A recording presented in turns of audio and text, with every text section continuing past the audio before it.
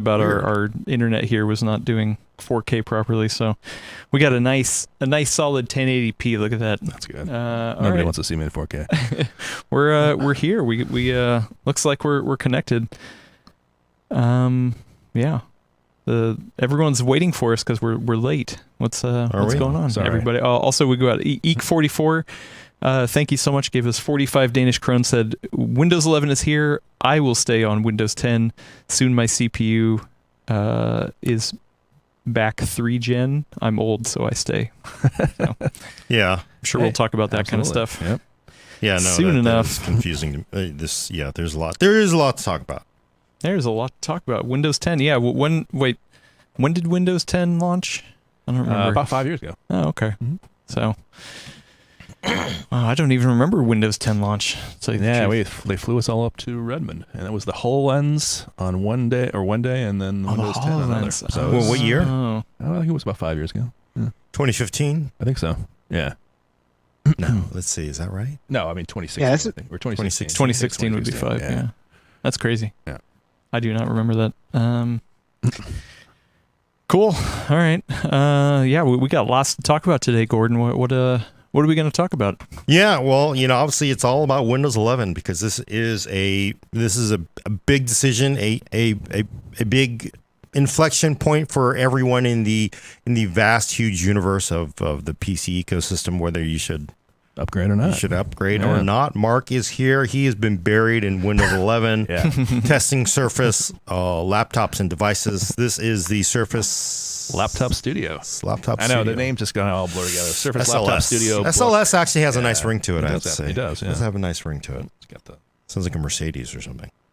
It's kind of like the opposite of a mullet. So you have party in the front and business in the back. And it goes full tablet. Yeah, you can flip it over. I'm not going to do that with right now, but yes, you can flip it over. You can actually just flip it like that. Like that. Huh. Yeah, so it does pretty much everything the book does. And right now it looks exactly like a MacBook Pro. I know, it has that look to it, doesn't it? Yep. Mm-hmm. Well, we'll have a video on that recording today. Yep. So look for that in the future. Unless I keel over, I was exhaustion.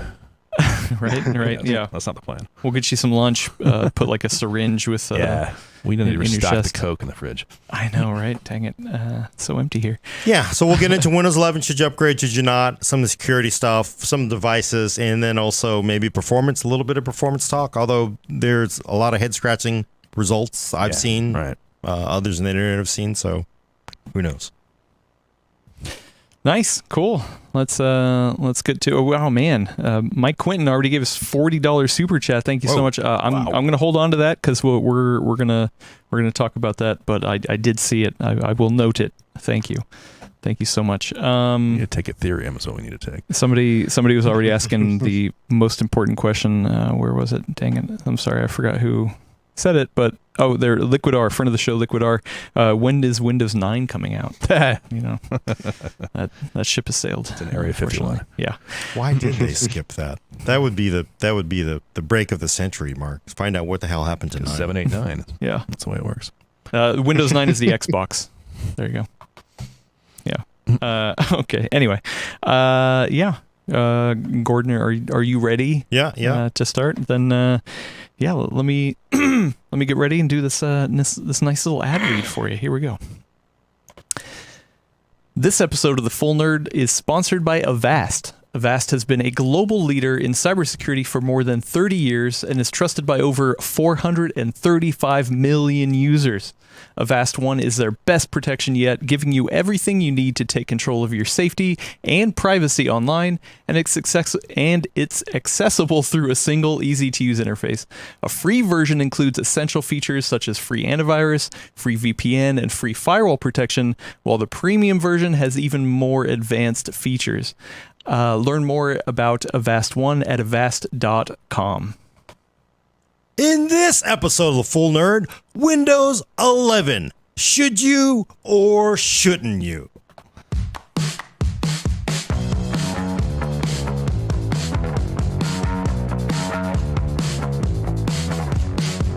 Welcome to episode 193 of The Full Nerd. I'm your host, Gordon Mong, with co-host Brad Charkis. Hello, Internet. Mark Hachman to my left. Hi, everyone. and Adam Patrick Murray controlling the vertical and horizontal. It's true. And earlier, I spilled coffee on my white shirt. It was, so Windows 11 launch day will always be the day that I spilled coffee on a white shirt. So did you put water on it? Because it's gonna set. Yeah. You gotta. I tried, but then it just looked like I went to the bathroom on myself. You know how that is. So he damned if you do, damned if you don't. I think people understand you would not get that much liquid on yourself going to the bathroom. We're probably going too far on your shirt. You have no idea. You have no idea. Anyway, we're here to talk about Windows 11. The most important news of the day is Windows 11 is here, and that's why we have Mark here. I'm excited to have you here, Mark. Yeah, in person. Yeah, Windows 11. I know. Mark, I'm going to put you on the spot here. Should I upgrade or shouldn't I upgrade to Windows 11? Well, that's a way to kick off the conversation. I was just thinking about that issue on the way here this morning, and the way I would answer that is this. I mean, we talked about the question on PCWorld, and what PCWorld writes for is sort of a more mainstream general purpose audience, and this is obviously more of an enthusiast audience. Although I'm mainstream, Mark. I'm mainstream. Anyways, though, I would say the answer is somewhat the same. But I would say there's less of incentive to hold back for an enthusiast audience as there would be for a mainstream audience. So, in my opinion, Windows 11, is numerically an upgrade from Windows 10. Yes, it is one more. One better. It's one better. It's not this. I mean, we give Microsoft credit. I mean, we have to acknowledge that they made the effort to continually upgrade the operating system. There's some good ideas here. There's some definite upgrades here, but from my view, there is also changes that are made, and those changes aren't necessarily improvements. There's aesthetic differences, and aesthetic differences can be a freshening up of the operating system, the icons, and that's something to be credited. That's something to be said for that. But there's also some functional regressions in certain things, and I think that when you start taking away options from users, you got to start wondering, is this the right direction? Is this the right choice? Well, what got taken away? So when you first start out with Windows 11, you're met, and most of you probably have tried this, so you're on the same page as far as this is concerned. You see the taskbar. And the taskbar, I have to say that the first impression of Windows 11 looks really nice. It does. I mean, there's those backgrounds that are really pretty. Microsoft understands backgrounds. The taskbar and its icons really do look pretty.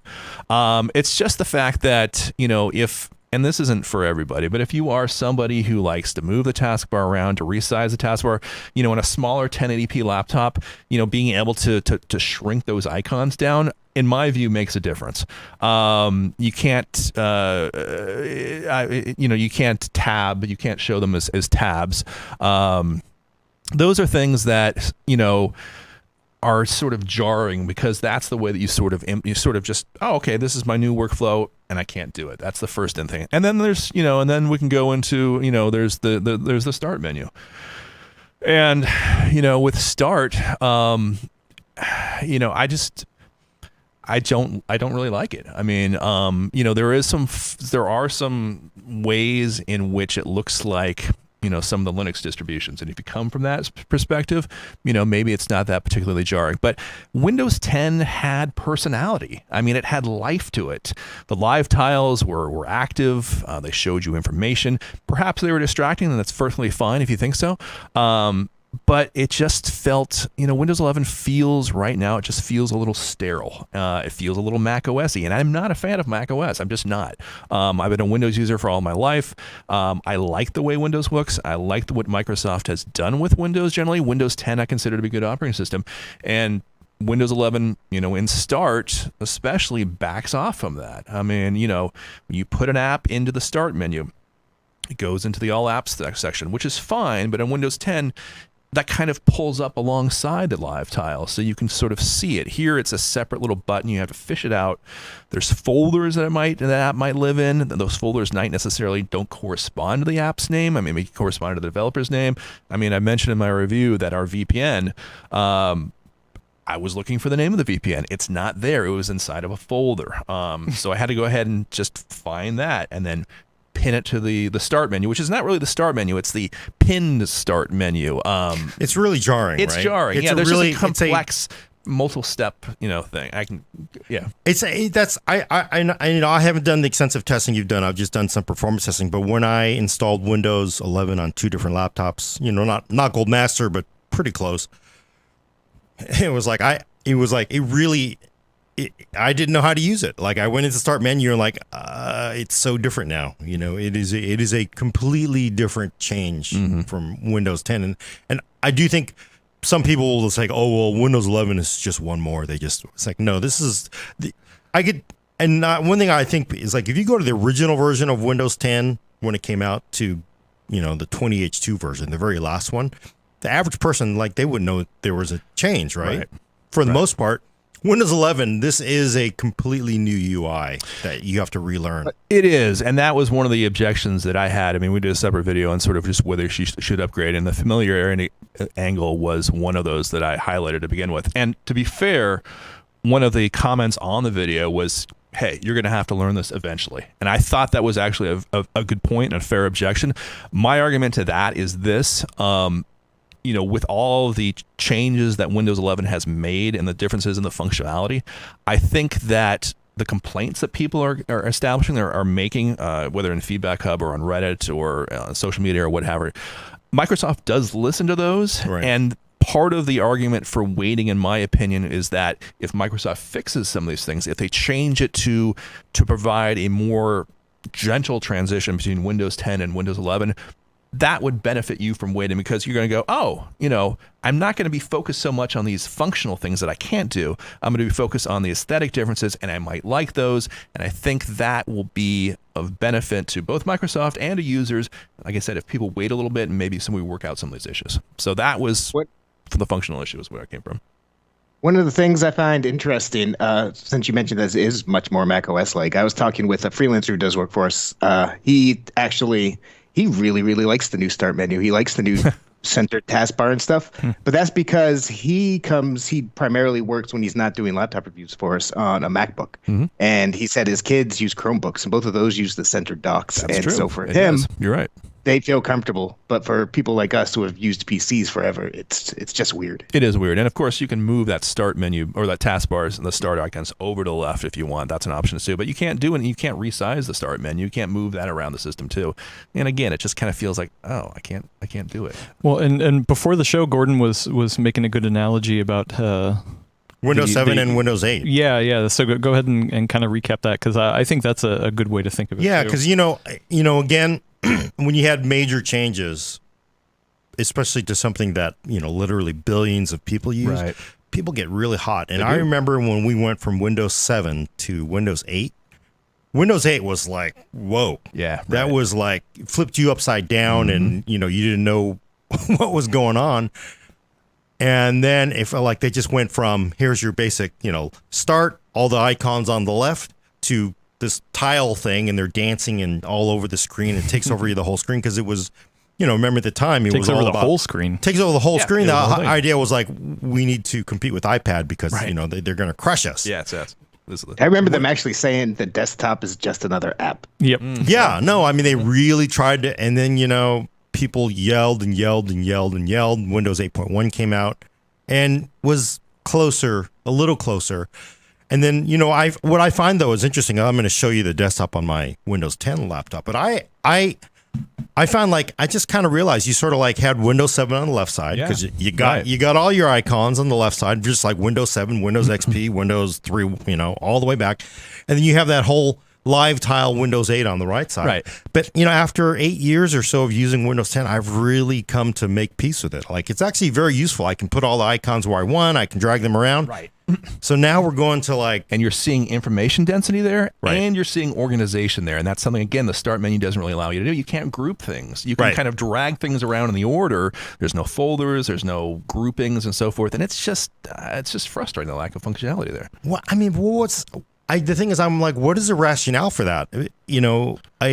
I'm not sure why they would do something like that, because that is... I mean, is it just because Microsoft's like, we're going to swing for the fences, and then we're going to back it out? Literally, it's a joke, but Windows 11.1 will be like, oh, this is what we want. I think it's a bit of my pet take is that I think it's a little bit of a coding mentality, because when you're coding, it's a lot of keyboard text based, like, Win plus R, Win Run, that quick launcher that they have, they put it in, it's there, and it's useful. I tend to launch apps by just typing Windows key and then the app name. So, I mean, that's sort of the same functionality. So maybe there's just some sort of intrinsic thought that people aren't necessarily navigating visually anymore. They're just going ahead and knowing what they want, and just they want to provide a shortcut to that. And I can understand that perspective, but again, when you're sort of visually introducing a new operating system, it's jarring. So that's again my take. Yeah, no, and you all can disagree with me. That's perfectly fine. I mean, I from my standpoint, when I'm reviewing something like this, there's a lot of subjective analysis. I mean, an SSD or a CPU, numbers tell you what's best and what's not.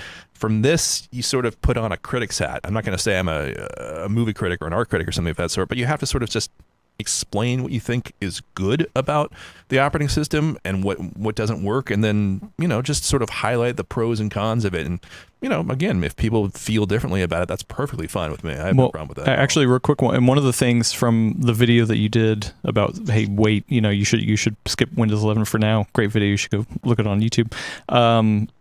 You were talking about, hey, it's new and it's different, and there are people who are like, oh, it shouldn't be the same. It should be something fresh, right. and I totally get that. But to your point, and this is something I bring up a lot too, is that if you're using it daily and you need to have it be reliable and you know what you're doing, you're using it for work, reliability and familiarity are like two of the most important things to get work done, right? You don't want to have to like disrupt your whole week learning a new OS. Yeah, I mean, I've said Linux and MS-DOS is a perfectly reasonable way to go ahead and interact with an operating system too, because if you know what you're doing, you can quickly interact with it. Mm-hmm. And you're going to learn Windows 11 too. It's just that first few days where it's just like your productivity really takes a hit, because you're consciously thinking about just things. And maybe I'm over exaggerating a bit, but I don't know. It feels a little laggy. There's some UI differences, and it's just not. It's not quite the easy entry that I might have hoped for. Right. I'm big into saving time when I work, because I spend all day like you guys sitting here at my computer. So if I can eliminate 3 keystrokes, great. That adds up over the course of a year. Yep. So the new start menu for me is the big reason. I've been playing with it on a laptop. It's the big reason why I don't think I'm in any rush to upgrade on my primary work desktop, because it just is not. It doesn't let you customize it the way that the Windows 10 start menu could, mm-hmm. and that makes a big difference to me. Well, what do you think is behind that, though, Mark? Because the start menu, you mean? Well, being able to customize is something most people outside of certain operating systems like. Why it almost feels like, once again, Microsoft is going to make another run at tablets, right? Yeah. It feels like they want to get back into mobile again. They want to get back into tablets. Even moving the start menu icon from the left side to the middle by default is like, that's a huge statement to me, because it's just like, as a Windows user, you just know left click. Right. You're in the start menu. Right. This is clearly not made for existing Windows users. Well, the problem that Microsoft faces is they have to design for everyone. They have to design for artists. They have to design for school teachers. They have to design for gamers. They have to design for business people. They have to design for enterprises. And so what we've seen, I mean, we have a Windows 11 Enterprise, and we've had a Windows 11 Home and a Windows 11, I was saying with Windows 10, Windows 10 Home, Windows 10 Pro, Windows 10 Enterprise, Windows 10 for Education. There isn't a whole lot of differentiation between those, and they could do that. I mean, we could have a Windows 10 Home or a Windows 11 Home that looks visually different than Windows 11 Pro, and has different functionality. And they really haven't separated the two that much with between Home and Pro. And I wrote a piece a couple of years ago arguing that they could go that route, and it would make sense. But you're right in that, Microsoft has always been really obsessed with Chromebooks and their penetration into the education market, and that's why we saw Windows 10s. And we actually do see, I haven't tested it, but there is a Windows 11 Home in S mode to, I guess, address that particular market. But yes, I mean, it seems like they are. I mean, they came out with Windows 10X, and Windows 10X was killed, and it's really says to me that, hey, we need to find a home for this code. We need to find a home for this OS. We've invested a lot of development resources into this. let's just call it a Windows 11. And that may be an overly simplistic view of it, but that's certainly the way that that's certainly Occam's razor as far as why this is what it is. Yeah, and I think. Oh, go ahead, Brad. Sorry, there's a bit of a delay. You saying that you wish there were different modes, that would be wonderful. I wish that Windows would add that, because AMD recently did that with Radeon settings. The first time you boot it up, it says, hey, what are you doing? Are you creating content? Are you playing games? You just general usage? What do you do? And then it tailors different UI elements based on what you're looking to do. And to me, Windows 11 could have its cake and eat it too if it just introduced something like that. And we're starting to see that a little bit, but they haven't really emphasized that. So, I mean, when you start up Windows 11, you're going to be asked at some point, especially if you get a new PC, what you're going to want to use it for. And we saw this a little bit with Windows 10, where it asks you, hey, you're going to be gaming with it. Are you going to be doing, is this a family PC? Is this going to be designed for creativity? And with Windows 10, you got to see a little bit of slight differences. Like if you said this is going to be a gaming PC, it would put the Xbox app in the taskbar by default. And we're going to see that there's actually a control within Windows 11 to actually set up your PC like that. And there's, again, not really significant changes. Like, for example, I think with if you click, you can actually set it up in multiple ways. There's multiple checkboxes it clicks, but you can actually say, hey, if I set up as gaming PC, Microsoft says, well, they may offer you a month's free Game Pass associated with that too. Not the biggest thing in the world, but we can see that maybe that is the genesis of something like that going forward in the future, where we're going to see different, I don't know, not necessarily a different UI, but maybe a different organization or a different focus, depending on what you want to do with the PC. But we're not there yet. And hopefully, I think it would be a positive step if Microsoft went in that direction. But they're not there yet. Yeah. Well, I mean, could you though? Because the one reason I've always thought it's just one UI for everybody. Hundreds of millions, a billion people. Is because if you start letting people out of the box do things very differently, then it leads to major support calls. It does. Then your OEM partners are like, well, what the hell? You know how much money I got to pay to make people? I got to create scripts for this different. It's like making a game. You have to walk for this interface, that interface, and still support Windows 10. Yeah, no, that's absolutely true. I mean, one of the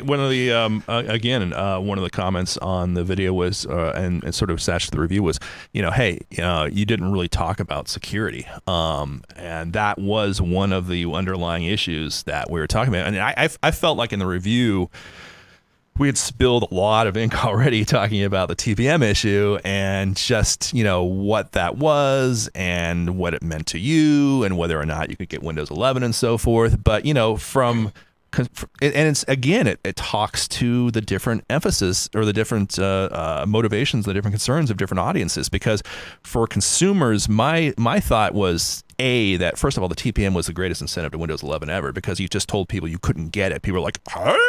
Yeah, I want it now. And so people thought, okay, well, let's see if I can go ahead and overcome that.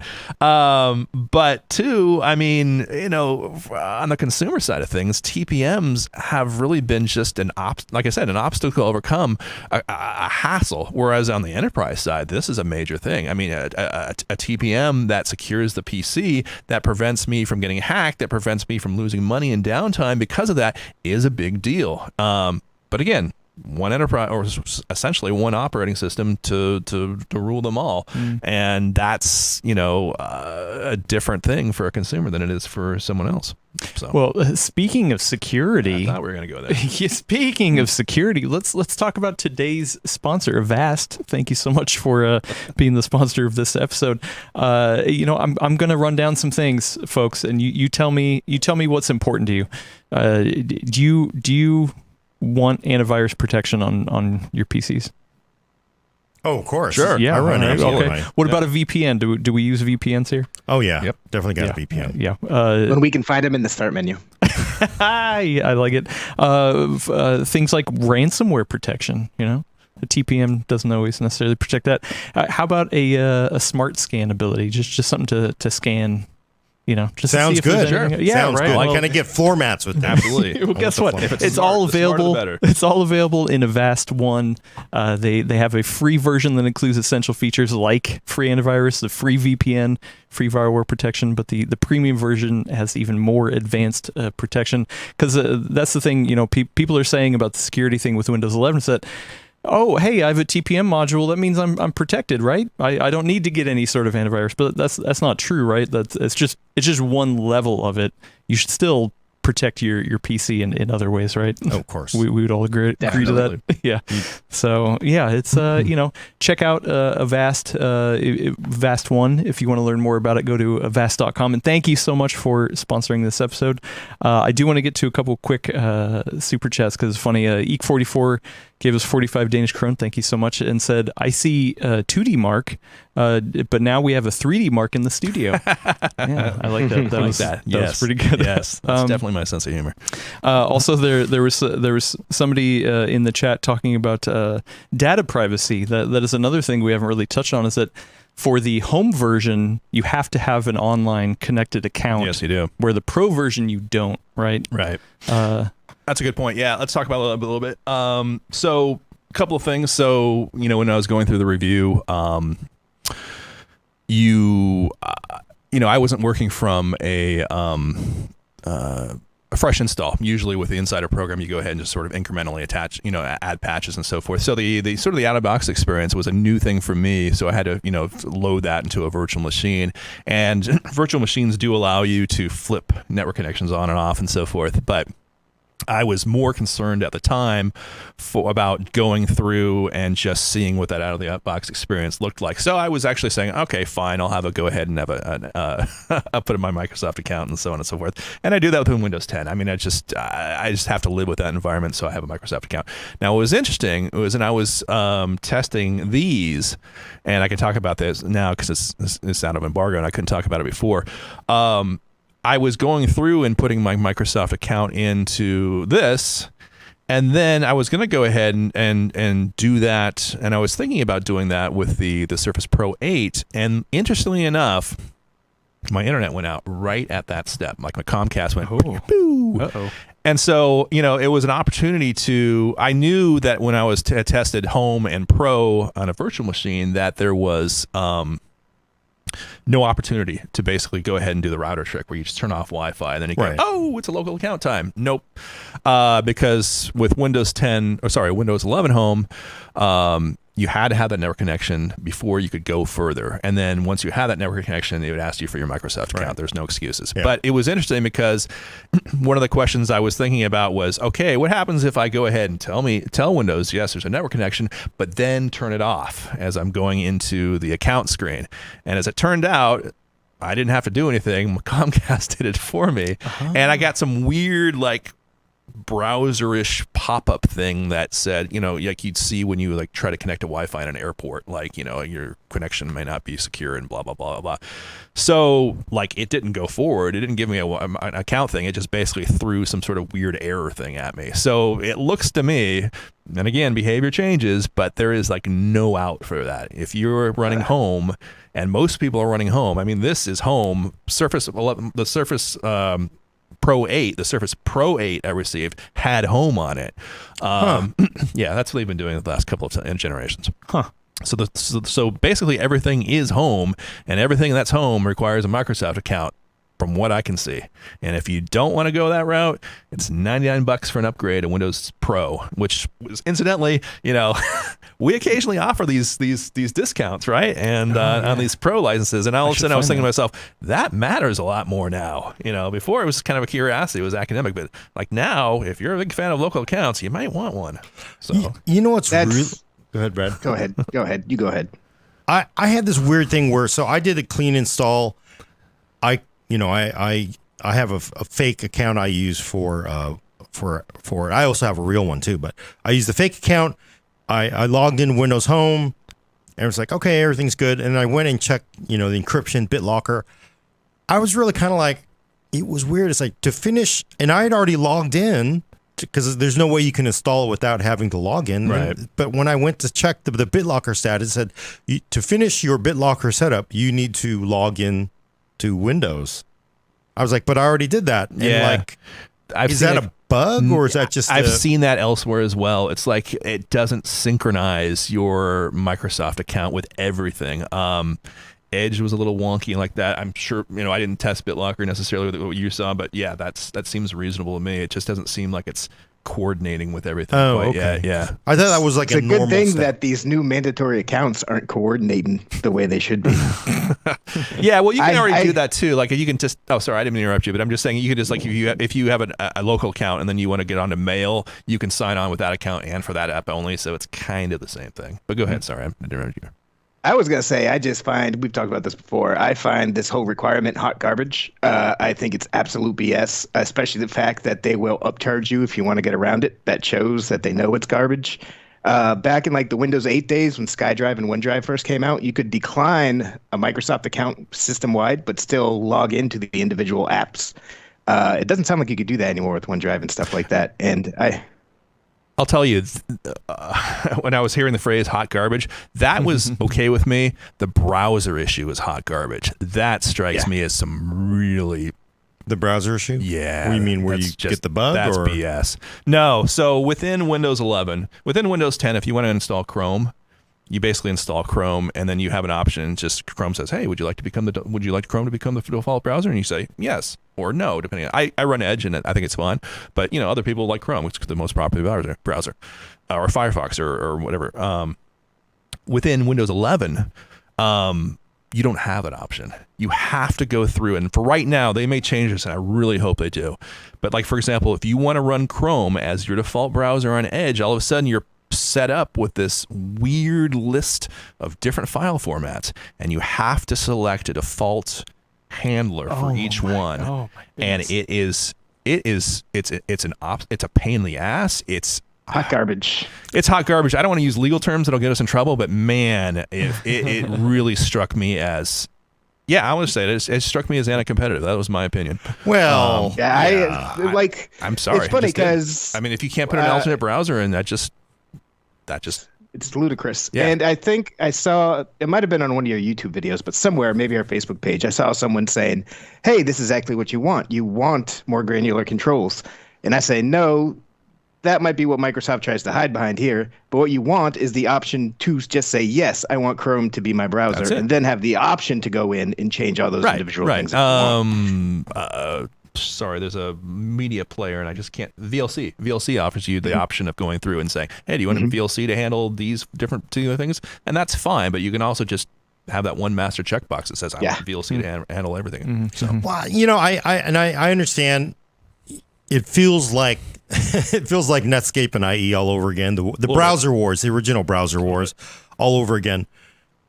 And I understand why, just because clearly Google is a $9 trillion gorilla in the room, so they want to wrest control back from Chrome because it's Chrome is they're rolling over everybody from Apple to Microsoft in a lot of ways and in certain areas. So I can get it, but I just want to say, as far as the data privacy goes, I want to point out that I think people they have double standards here.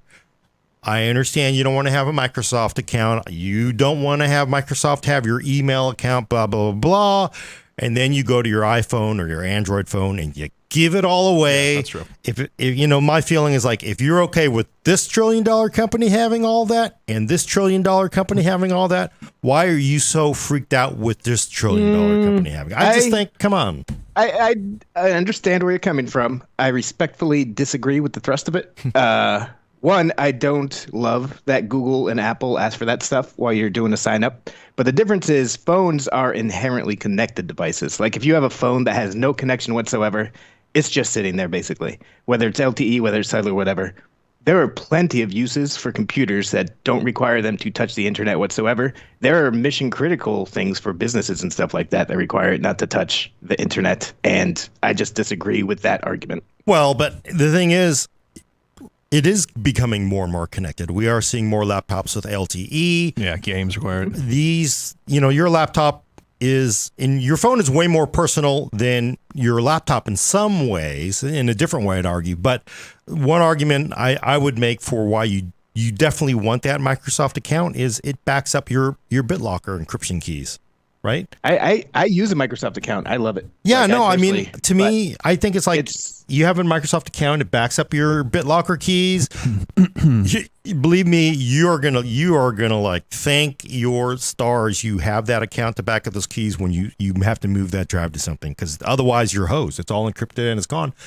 So that sort of is, I think that's a reasonable reason to have a Microsoft account. I just think sometimes it feels like everybody with their Android and their Apple phone, whatever Apple says about your privacy, if they have it all, they still have it all, right? So why are people so hot over some of these things? Go ahead, Brad. I lost what I was saying. I think I'm would. right. That's what you're One, saying. I would know. I would always disagree with what you're saying, no matter what, because there are offline PC reasons, and if a kid has a PC or whatever. But two, it's way more irksome because the fact that they do upcharge you and make you go to Windows 10 Pro to do that. Like if they were just like, hey, we're doing this from now on, PCs are connected, everyone has to do this, fine, that's one thing. But if they're like, if you want to get around to use a local account, give us another $100 on top of it, like that doesn't sit right with me. But here's the thing: it's free. Windows 11. We haven't really mentioned that. It's free. Yeah, the it's price great. is right. Yeah, well, I mean, I think the way to do it is what Gordon's talking about, which is to say, okay, we're not forcing you into doing it, but we're giving you so many incentives to do that it just makes sense. OneDrive is shared between various PCs. Your settings roll over. Edge syncs. All browsers sync essentially, but Edge syncs. These are the ways to go. I think that's the way to approach it. I will say that Microsoft within the Windows 11 settings, Windows 10 settings, offers you a huge granular range of privacy options. You can flip things on and off if you want. You can clear your account information, what it does, or you can. I'm sorry, the amount that the information that Microsoft stores in the cloud, you can go into that cloud and clear it. So Microsoft seems like it's much more forthcoming as far as privacy is concerned than some of these other companies. So I will say that in its defense. So. Even though I'm sitting here arguing that it shouldn't be a requirement, I want to say I fully agree with you. Like I use a Microsoft account. I love it. All the benefits it brings me going from laptop to desktop, etc., are well worth it. And I do think that they are right there up there with Apple as far as pro privacy is concerned. I do think that Microsoft, people freak out and say Microsoft is spying on you. That's not true. There's a ton of options, like Mark said. Like, don't overlook that. It's just, I don't like the idea of making it mandatory. Yeah. Yep. And I do think it's worth it to have BitLocker on a machine. If you're gonna, especially if you have a laptop, you definitely should have BitLocker on there, because you lose that thing, you're in a world of hurt. Right. Yeah, exactly. Well, if we can move on from some privacy stuff, we have a $5 super chat, or I guess $5 Canadian, I think, from Ruben Berlin. Thank you so much. Has a question that I know Gordon is excited to talk about. Is Windows 11 for gaming? Heard there is an issue that can hurt gaming FPS by as much as 25%. Is this true? Perfect segue. Well, first, thank you for the $3.97 super chat. Wow. Sorry I had to do that, because I was like, well, how is... Hey, man, I appreciate it. We do appreciate it. I don't want to, discount the exchange rates. But no, there was a report, I think last week, by PC Gamer, Dave James. I know him, good person. He saw a huge decrease when you turn on VBS, which is virtualized base security in Windows 11 in quite a few games. 28% in some things nothing, some things very small, but some games up to 28%. I actually have been messing with this as well, but I didn't do it on a desktop. He used a 3060 Ti. He used a desktop i7 10th gen. I use a 2060 Max-Q and an i7 8750H, so 6-core. And it's weird. I know there's a lot of people, and I saw this, I think the last time I saw a video, somebody immediately commented, well, there's a huge performance hit from running Windows 11. It's like, I did not see that. I ran 10 different games, 1080p, medium to normal image quality settings, because it is a 2060 Max-Q. The latest NVIDIA Windows 11 driver, and I think the most I saw was about 6% performance hit from enabling VBS to just flipping it on and off and rebooting and running tests.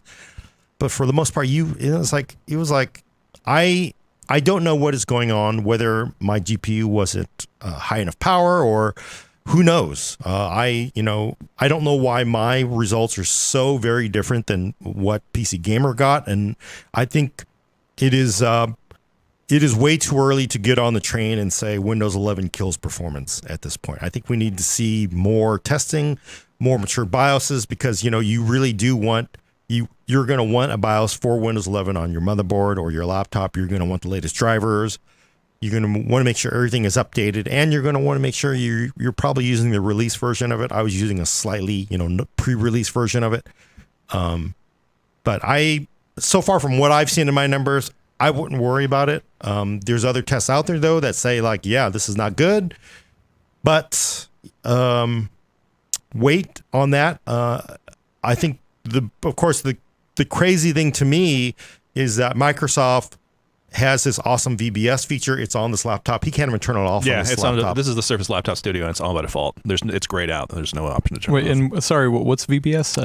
Virtualized base security. Right. If you go to your Windows 10 laptop, it's already there, or your Windows 10 machine. If it's a modern laptop and you have, your firmware TPM and all that other stuff, you can turn that on by going to core isolation, memory integrity. That is the one switch that Microsoft says you can. That's an easy way to turn VBS on Windows and off. security, and it basically creates a virtualized enclave in memory. So important things that you don't want to have easy to hack are more protected. right? And in fact, there's a video that Microsoft released yesterday.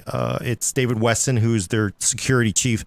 He demonstrated how on a Windows 11 device, he was able to bypass the fingerprint reader using a gummy bear and a DMA, a Thunderbolt basically a Thunderbolt based attack. And then also he did an internet based, basically once you turn on VBS and these other features, the exact same things he demonstrated in the video would not work on Windows 11.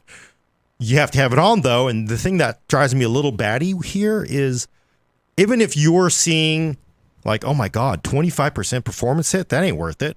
Well, you can turn VBS off on those machines. You don't have to run it.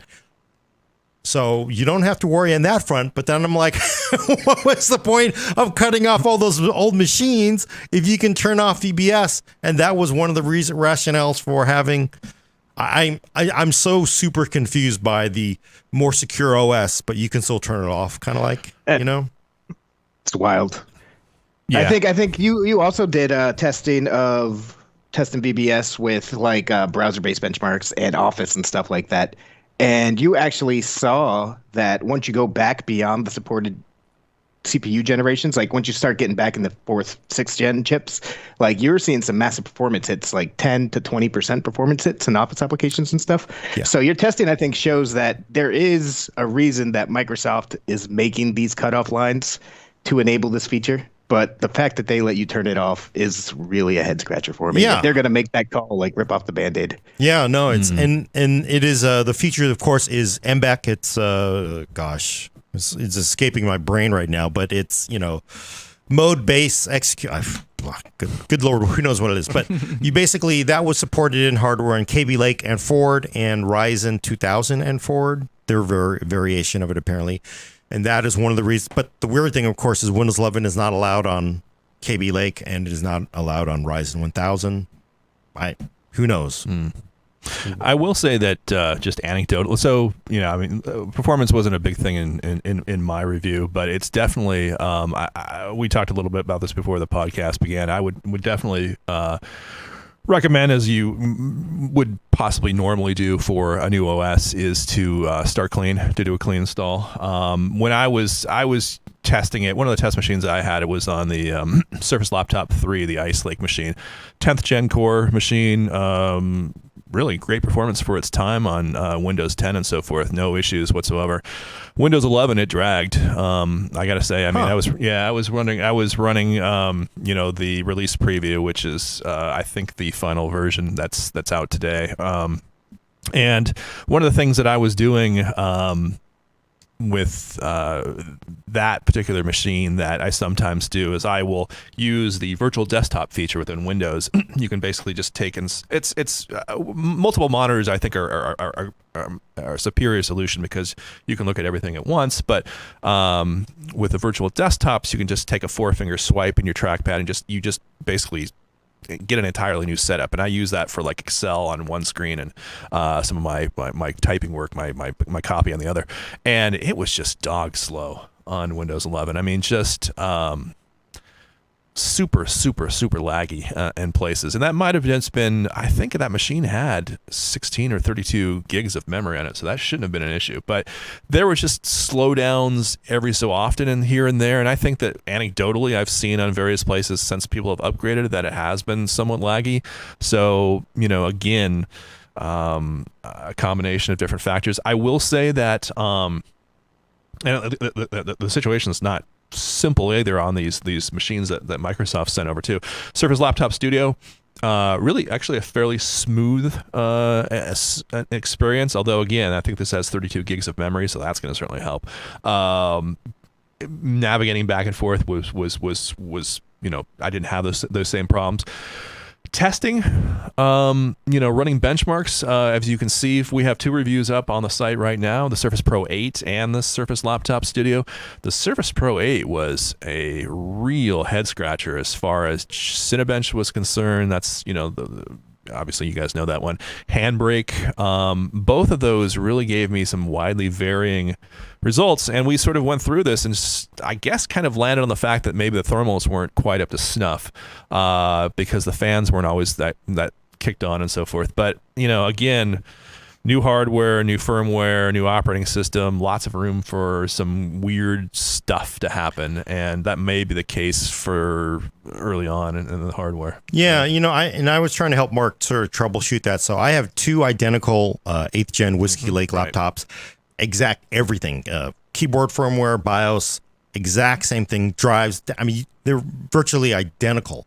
And I installed one with Windows 10, 20H2, the other one with Windows 11, 924 or whatever it is.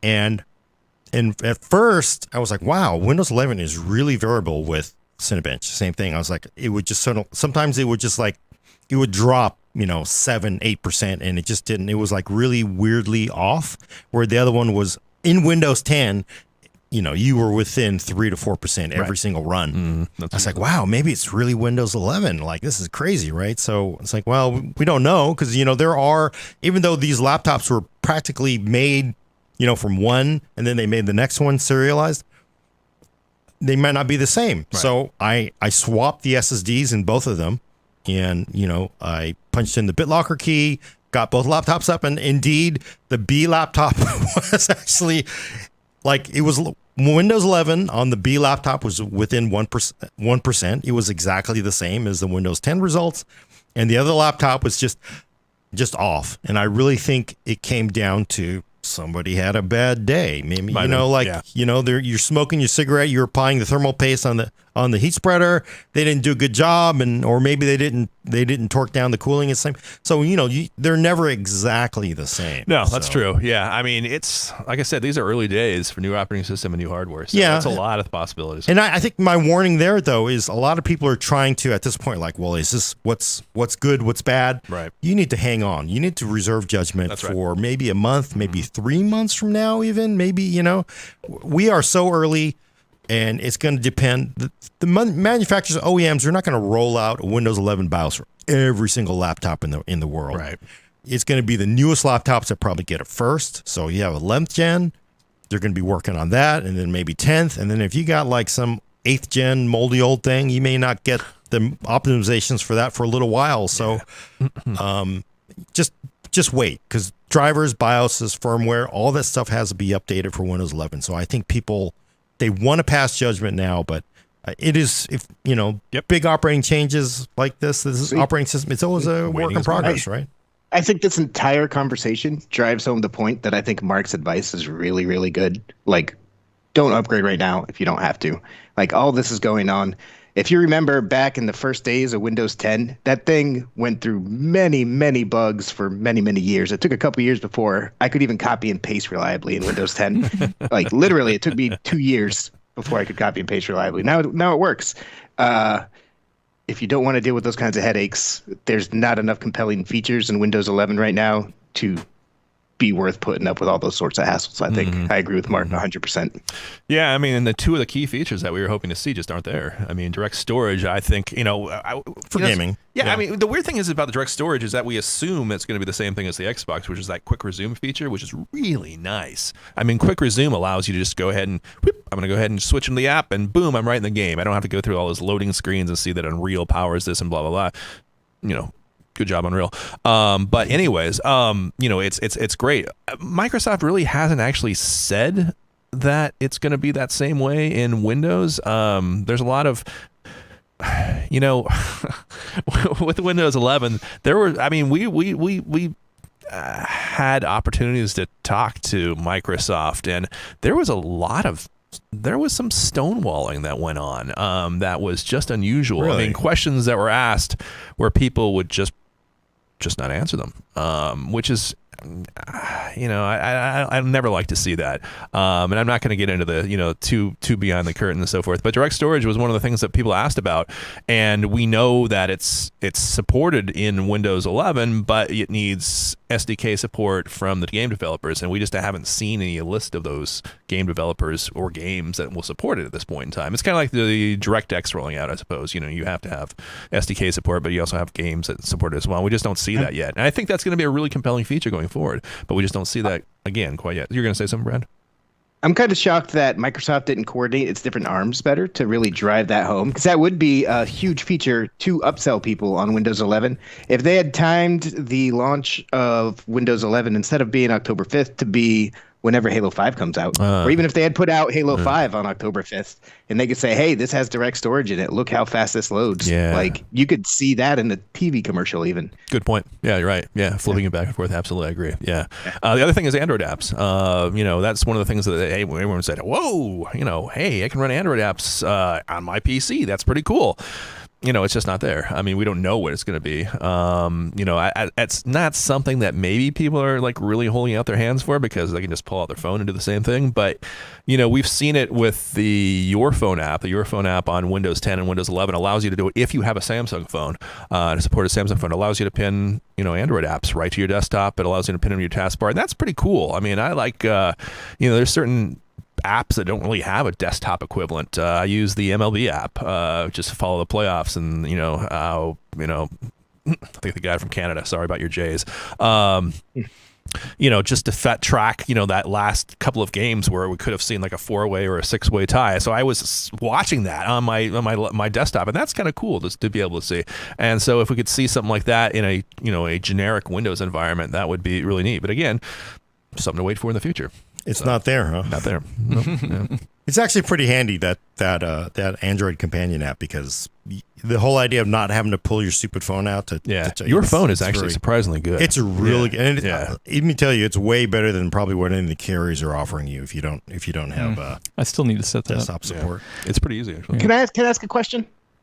So I keep hearing it's not ready. Direct storage is one of the few things I was looking forward to in Windows 11. It's not ready. Android apps, that's pretty cool. It's not ready. Right. The UI overhaul is a big thing, and we've already decided, we're pretty, negative on aspects of that. What compelling features are there in Windows 11 to upgrade on day one? Sure. Interesting. Actually, I would say, well, the thing is, some of these you're not going to see necessarily right off the bat. I really like the out-of-the-box experience. It's actually ported over from Windows 10X, but it's really well done.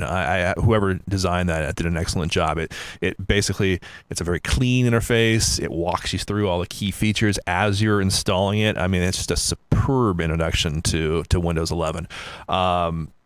Which they do a lot. I mean, you actually, once that process is completed, you have the tips apps, you have getting started, 2 apps that you probably don't want to think about, but the tips apps actually has a lot of help in it if you want to actually just get some overall tips and tricks on how to use Windows 11. There is the settings app. The settings app, again, I don't like the whole the way it uses buttons to go from the start menu to the overflow menu or to the true all apps menu. But within settings, I think it really does a great job of organizing things. There's a lot of information within settings, and there's a lot of levels to drill down, but there's just less and less reason. And the control panel is still there, but there's just less and less reason to go to it, and that's pretty much taken over by settings instead. So that's, again, another good reason to use it. I would say that, What about auto HDR? Well, some people are saying that in chat. Auto HDR is that's a good point. It's funny because I was going to say, hey, I'm going to go ahead and test auto HDR, but the Surface Laptop Studio and the Surface Pro 8 don't have Dolby Vision for games. They just have Dolby Vision for streaming. So auto HDR is actually specifically designed for games. And I was just thinking to myself, I don't have the hardware to test it. I don't have a gaming laptop. So I've seen auto HDR on the Xbox, and I think it's pretty cool, especially. Well, first of all, it just tells you, it just goes boop, auto HDR, and it just gives you a little bit of, it just injects HDR where none existed before. So I think that's going to be a neat feature for Windows 11, especially if you have a gaming laptop. I just haven't personally experienced it yet. So we do have, just peek behind the curtain, someone working for us is going to do a big deep dive into that awesome. Next cool. week. All right, cool. So. Yeah. Nice. You know what? I will say I really think it looks nice. Maybe it just looks like so much more modern. You wouldn't think so. Absolutely. The windows have these rounded corners. edges, and the font is very nice. Yep. It is actually I think it's a as far as like the whole outside of the start menu problems people have with it, I still think it looks really nice and modern. I do like it. Eventually, it's going to be, I think, hope a good operating system. I mean, the problem is that Windows 10 is very good. And Windows 10 may be the new Windows 7, as somebody else was pointing out. But yeah, I agree with you. I mean, the aesthetic. I mean, there are a lot of things to like about Windows 11, but it's just not quite there yet. And I think it will be eventually. And that's all. That's what we're saying. The fact that we called it unnecessary right now is, I think, a reflection of the state of play right now. That will change. Sometimes do you think this is because people are? This is the first major operating system released by Microsoft in the time of a global pandemic. I mean, obviously it's been in the works for a while, but I can guess 18 or 20 months of having to not be able to meet face to face and sit in the same room and have the manager yell at you for screwing up. Yeah. That makes a difference. I kind of wonder if we're seeing and maybe the expectations are a little, maybe it's like we're somebody going into a fast food restaurant, he's screaming at somebody because it's not exactly perfect. Why this doesn't have 4 pickles on my Big Mac, right? I mean, sometimes it feels like it's unreasonable a little bit, That's what I pointed out in the second graph of my review. I just said, hey, it feels a little bit like 2020, where we're just kind of we're just like, all right, we're just going to do the best we can. And that's fine. I have no problem with that.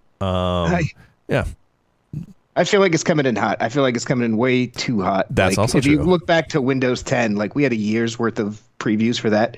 Windows 11, we only heard about it 3 or 4 months ago, much less started testing it 3 or 4 months ago. Mm-hmm. My biggest issue, I think, with Windows 11 in the limited time I've played with it isn't necessarily these bugs and other things. It's the little things that they're taking away from power users. Like we were talking about with the taskbar. You can't move it, can't do stuff like that with the start menu. A big issue for me is that you can't even see the time and date on a second monitor if you have multiple monitors. Now, Windows 11 did great. It has the new Snap Assist or whatever it's called. That's an excellent feature. The way that it handles undocking second monitors now is wonderful. But then they took that one step back with it by taking away the time and date on the second monitor, and it's just full of little things like that. I just feel it's coming in just a little bit too hot. I could use 6. They certainly can go ahead and tweak that. I mean, they obviously can add that back. I don't think it's going to be a big deal. But yes, exactly. It just feels a little bit less functional from that regard. And there's the sort of the notification center in the bottom right where you have that calendar. In Windows 10, sure, I don't necessarily add things to my calendar in Windows 10 using that little calendar that's down in the bottom right-hand part of the screen. But in Windows 11, you just can't do that. Okay. Yeah, see, some people do these things. Yeah. I got a couple more questions. Mike Quinton gave us $40 earlier, and I told him we'd come back to it. We are. I think this is a good time to bring it up. So thank you so much for the $40. Will Microsoft support Windows 10 until 2025 or tolerate Windows 10 until 2025? But when will Microsoft say y'all had enough time, get with the program? Well, I think 2025. So there's a couple of different ways to answer that question. So first, there's the actual support period. So yes, 2025 is what they've said is going to be the end of life. There will probably be incentives, pushes before that time to go ahead and to say, hey, it's time, move to a new PC. And then, people are going to have to, if people don't have the PC, if they're on that 6th or 7th gen processor, they're going to have to probably save up a little bit of money for that PC. And I think 2025 allows that window to go ahead and do that. Now, the other issue, of course, is how they're going to do that. And we saw that with Windows 10, where we saw, hey, little pop-up comes from your desktop.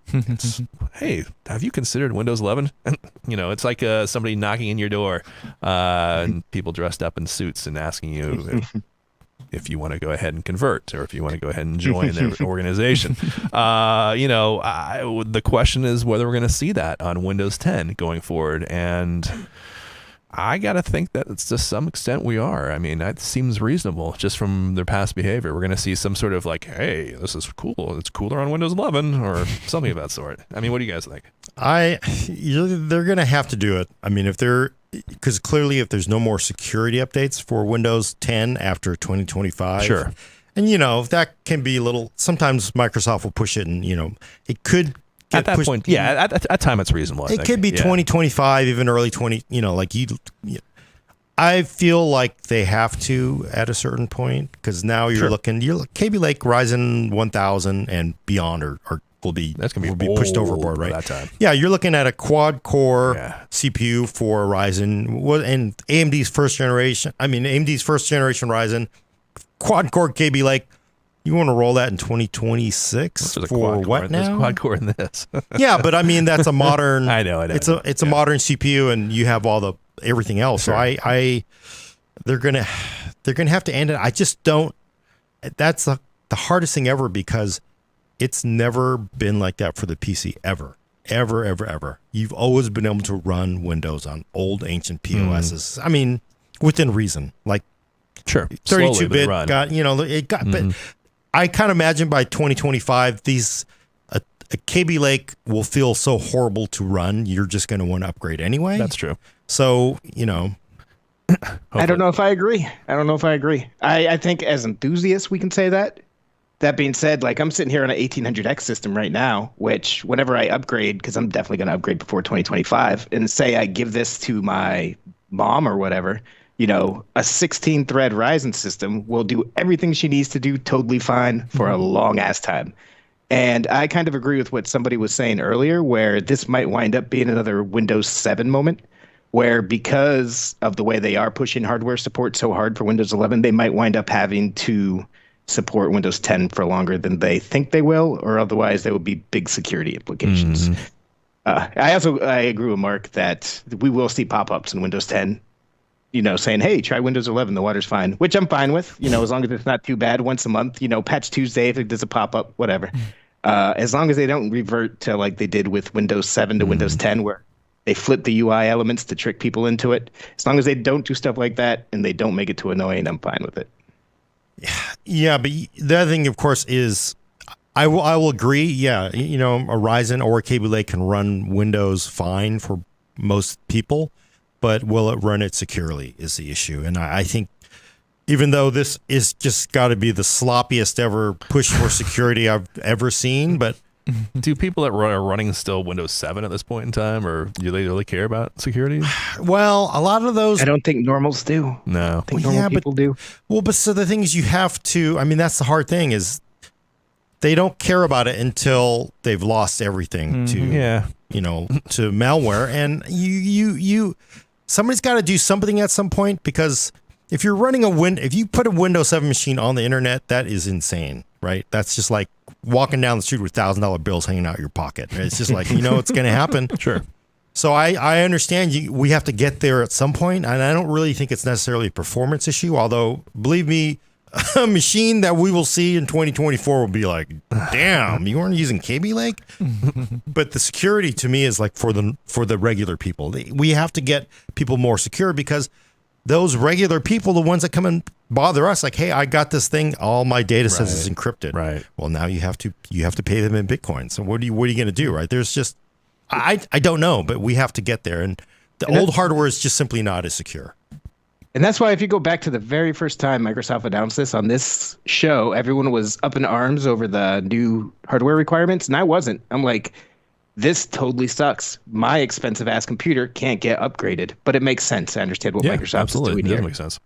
But now allowing you to install it on unsupported hardware, allowing you to uninstall or turn off VBS, things like that are just making me question it. And I think that, like, for a normal person, like my mother sat on her last laptop for, I think, 10 years, and she took every Windows update that was given to her, but she's not going to go buy a new computer just because, hey, Windows 10 is not supported now. She's just going to be insecure, and I think that's the problem, going to be a problem for millions of people around the world probably come 2025. Mm-hmm. And that is what happened, right? People just use Windows XP anyway. Right? Yeah. Like, oh my God, Windows, you run it, and I still see XP in random places, either to like an old business or something, like, oh, XP. I do wonder a little bit whether Windows 365, which is something that has sort of been talked about in the enterprise space, might be an answer to that in a way, or it might be an answer that they might push for that. And Windows 365 is essentially just a streamed version of Windows, like you stream Netflix or you stream an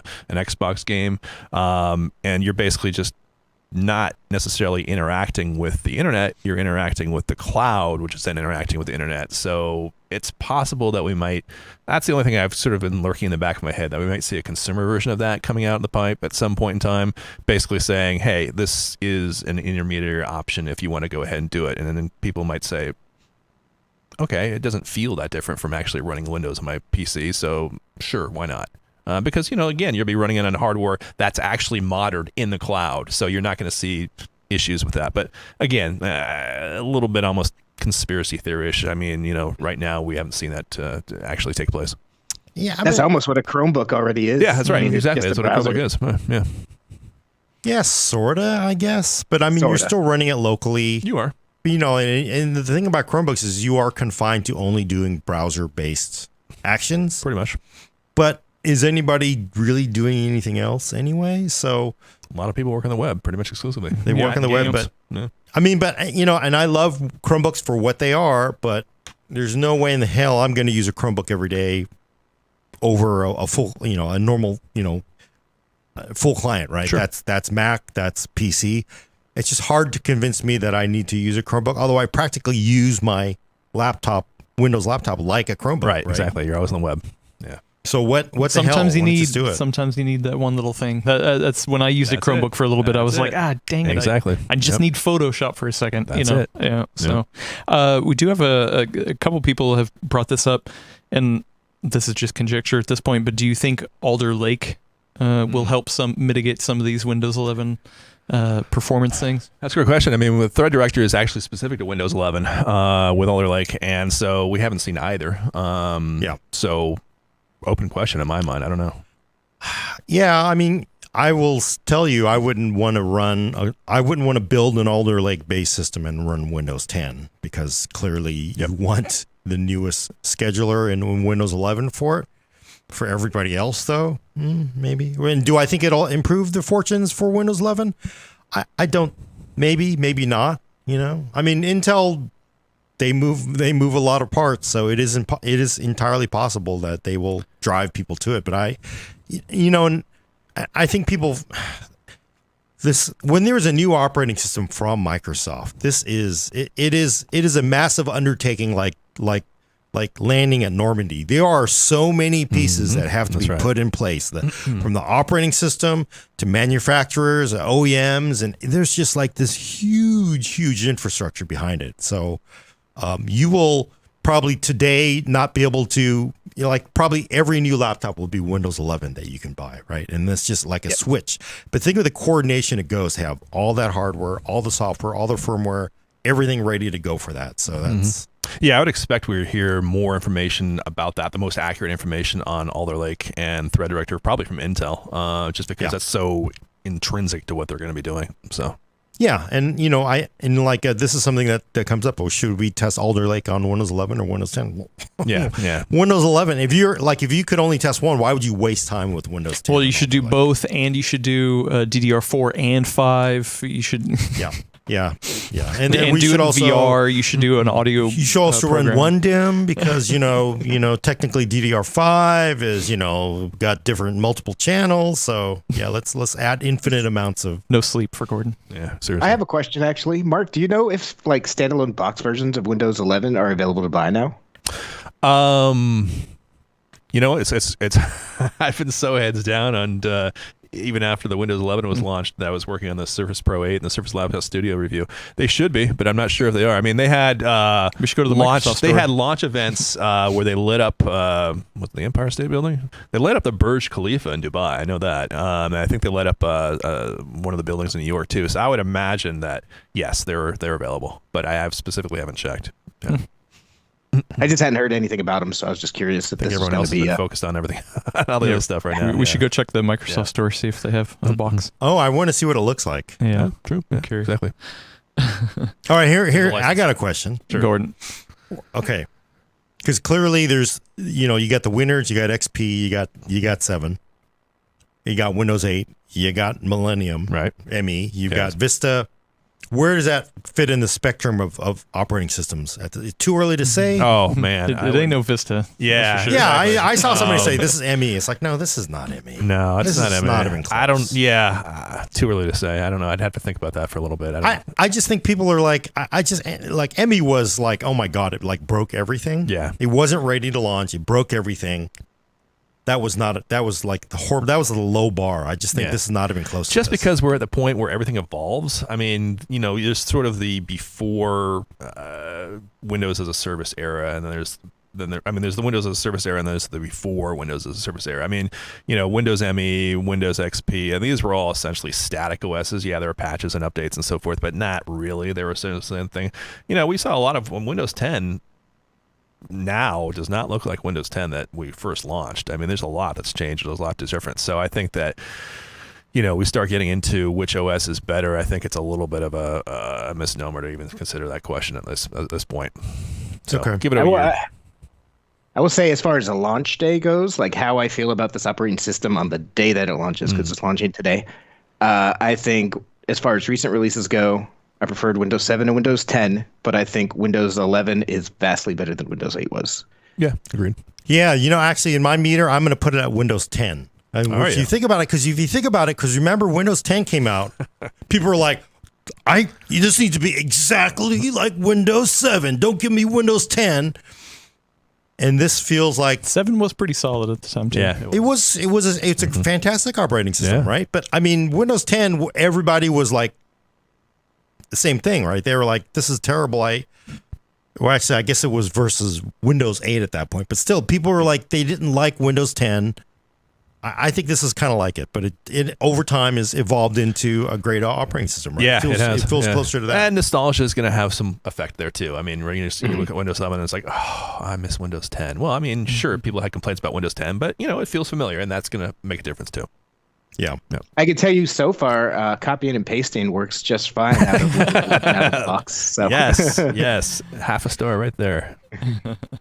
Yeah, no, I mean, I kind of wonder on I did 2 installs like back to back. One of them worked perfectly. The other one, there's no paint installed on it. So I don't know what's up with that, but maybe my internet was lost during the setup or something. Yeah.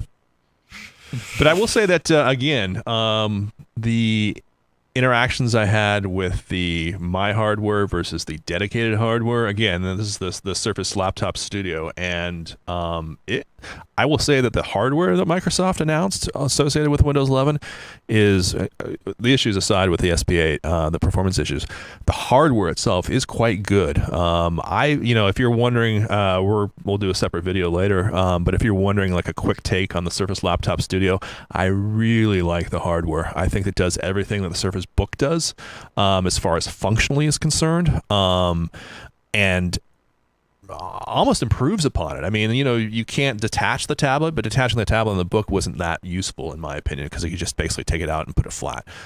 This keeps it steady. All of the function, all the logic, is essentially down here. It's not split between the tablet and the base. Again, quick take. You can read the review. We gave it 4 stars, and I think it's a nice piece of hardware. I really do. I like it. Well, actually, we did have another pointed question that was kind of a little bit off. Sure. Kraken over on Discord was asking, did you also test out Office 2021, which released today? Oh, okay. Nope. Just too much to do right now, and I haven't touched it. Well, why are you sleeping? What's that? Why are you sleeping? Seriously. Yeah, exactly. Yeah, right. Yeah, Microsoft just dumped a whole bunch of stuff just right on this week. So. The Surface Laptop Studio actually kind of drives home, I think, the point that Windows 11 is coming in really hot. Because when that hardware got announced, it looks amazing. Don't get me wrong. I would love to have one. But like it was made to be like the Windows 11 avatar. It's like, hey, we're going to have dynamic refresh rate. We're going to have auto HDR. We're going to have all that stuff. And today it's come out and it doesn't. It doesn't have Dolby Vision for games, like you said. It doesn't have dynamic refresh. So it feels like things are coming in hot. Yeah, this is actually came out locked at 120. Well, not locked. I mean, it's configured for 120 hertz, but it doesn't actually dynamically shift back and forth. You can flip it back to 60 or 120 if you'd like. The SP8, oddly enough, comes in at 60 hertz, and you can flip it to 120 if you want. The higher refresh rate makes for better inking.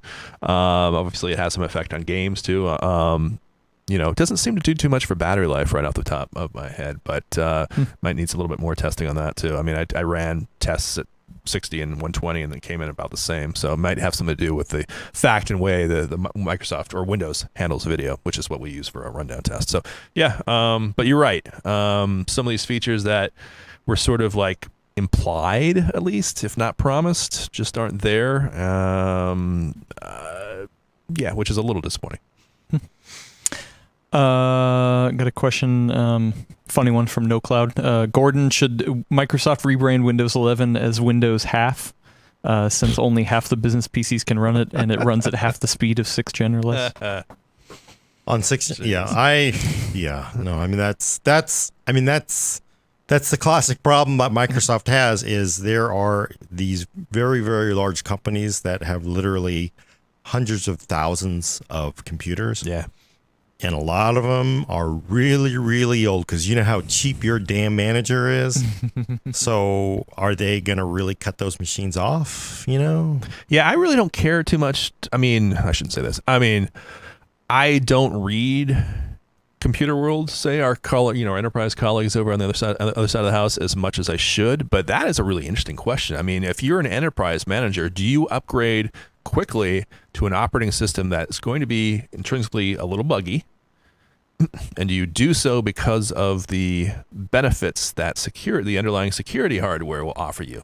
I'm not in a position to make a call on that or any of that sort, but I think it's a really interesting question. Well, I know the answer to that, what's Mark. that? The answer is no. No? Because, every single IT director is like, no.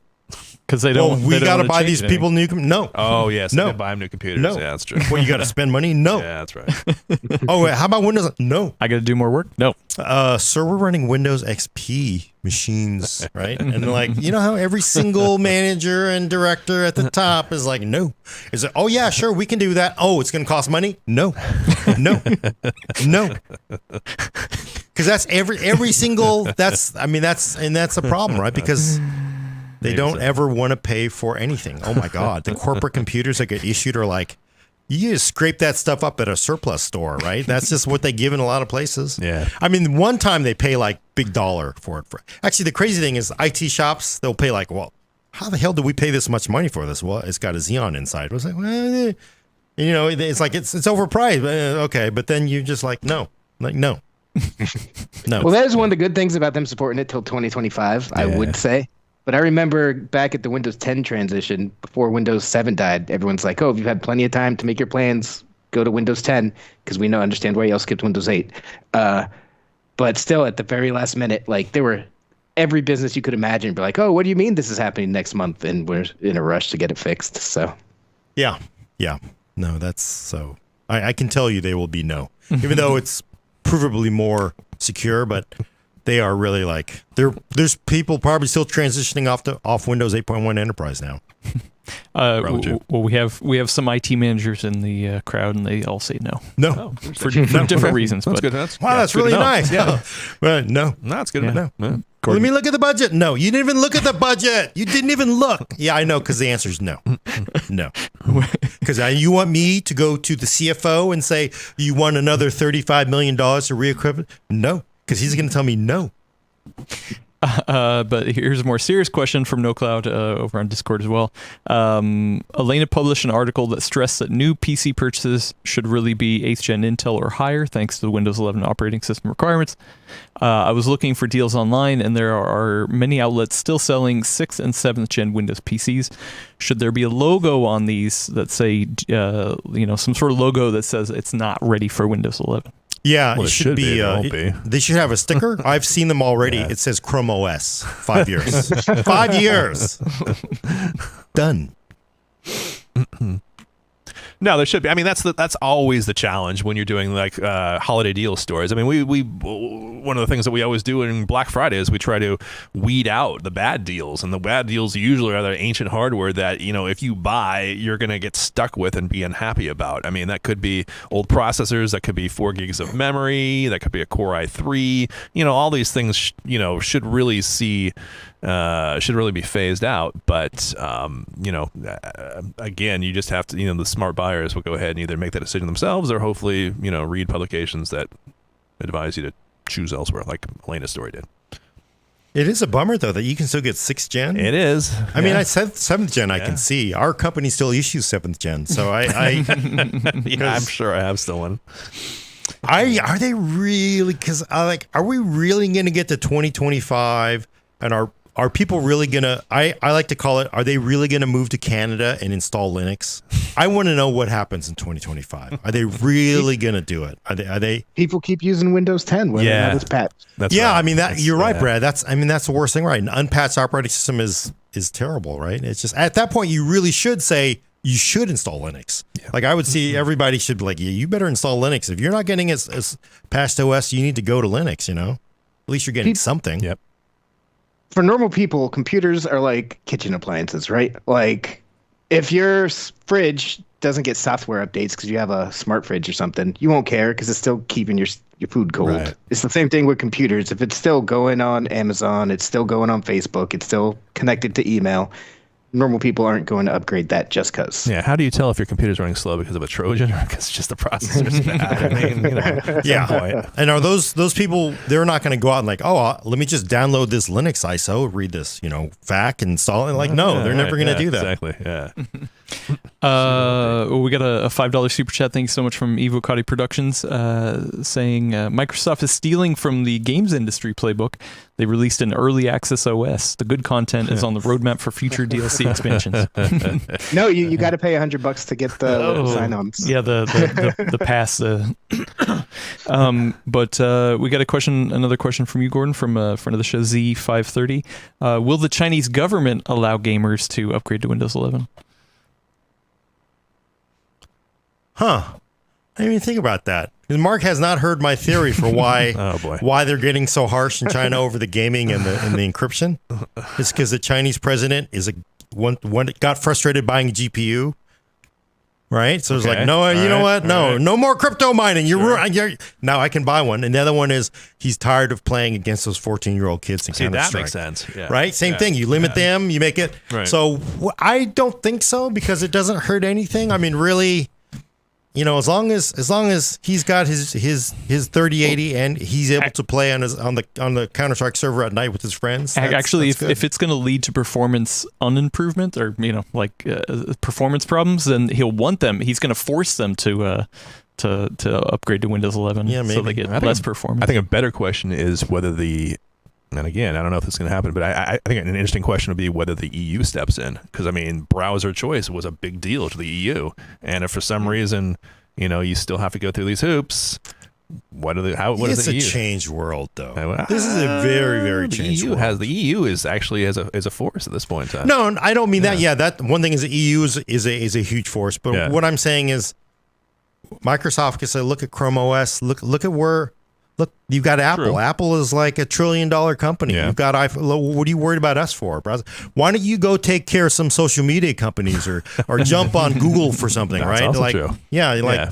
I don't think like the whole and I understand why they want to wrest control of the browser back. It's not that bad. No, It's not that bad. No. And the average person, Edge, they've made this so Edge is. I do like Edge, absolutely, but I just think that if you don't have the choice to go to a Firefox, well, actually, Firefox supposedly is the only one, and I'm not entirely certain why you can actually wholesale switch, but Opera and some of these others, it's just challenging. Like you just can't do it. I'm really Brave. warming up to Firefox again.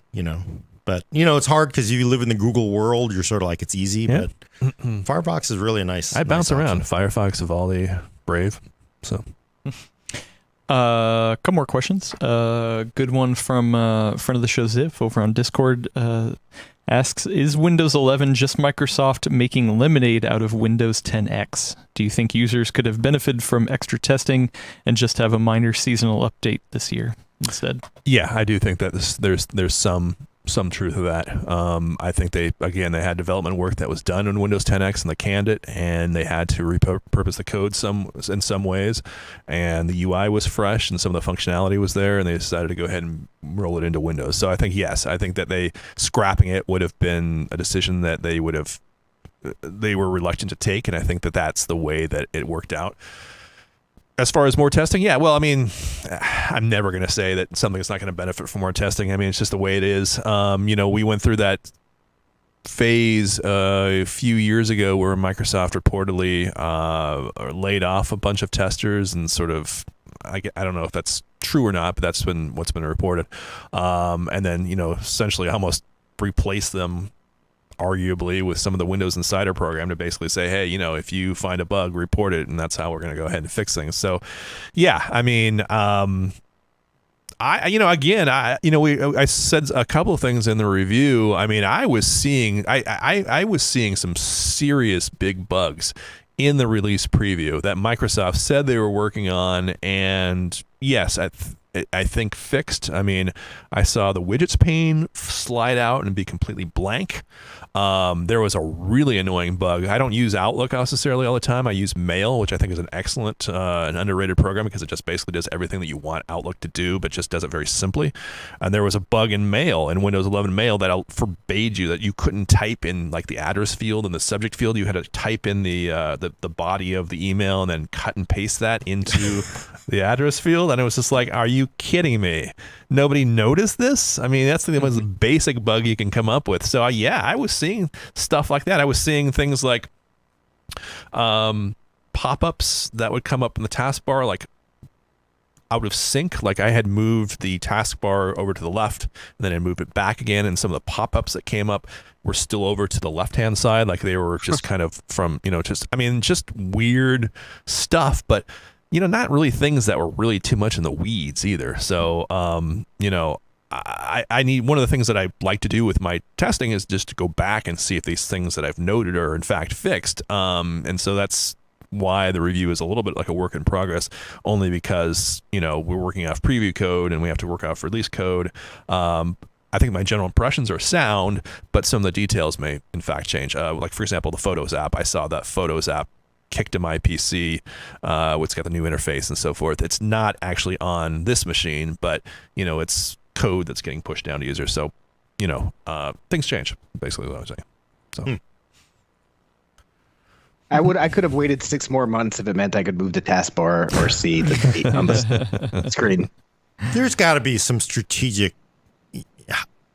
I don't think they would just simply repurpose it because they ain't got nothing to do, though. There's got to be a strategic goal and for this, this change and on the major changes to the UI must feed that, right? I mean, there's they couldn't wait, right? They can't. Yeah, I mean, it comes back to what I said earlier. I do believe that Microsoft has every right to freshen up Windows.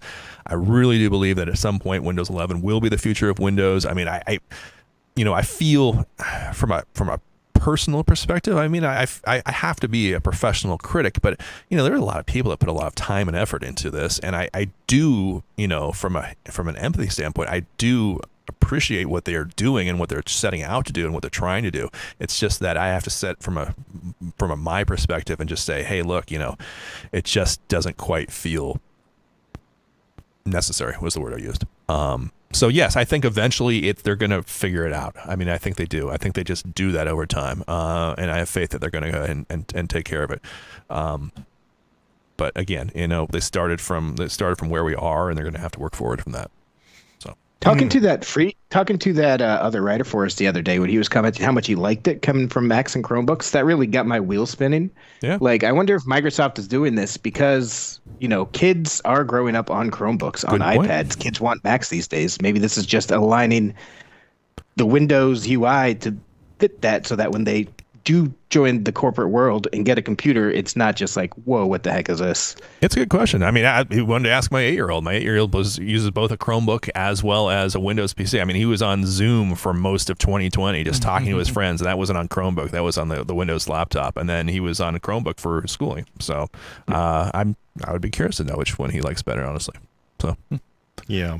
Although, we should point out people are overly fixated on the start menu in a lot of ways, but I don't run the start menu all day, No, but it's your first point of entry. It is your first impressions make a difference. It's just the front entry to get to Chrome, Photoshop, and Word. True. It's like, maybe people are overthinking it. Right. Maybe. Well, speaking of somebody who's overthinking it, this is just a funny side thing. Super chat from friend of the show, VC Jester, gave us $10. Thank you so much. Said they just saw a new Intel ad, and they're considering switching to a PC. I don't know if you've seen the new Intel ad where they brought in Mac people. It's actually a pretty good ad. Their question is, what is the best model? Which is the best camera? I do a lot of Instagram and FaceTime. Is there a PC Pro, like a MacBook Pro?